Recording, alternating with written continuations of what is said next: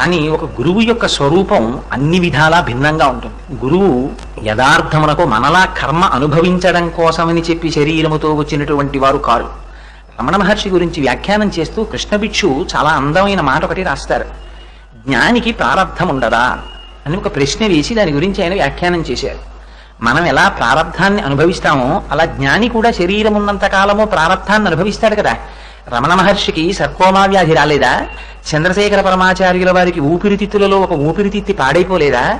అంతటి పరమాచార్యుల వారు వెళ్లి మహామఠంలో స్నానం చెయ్యాలి అంటే కదలలేనటువంటి పరిస్థితి ఏర్పడలేదా?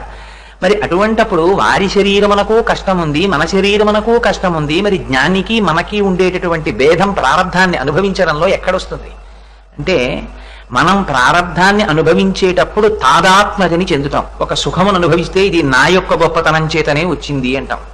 ఒక దుఃఖం వస్తే అయ్యో ఈ దుఃఖము నాకు రాకూడదు, దుఃఖం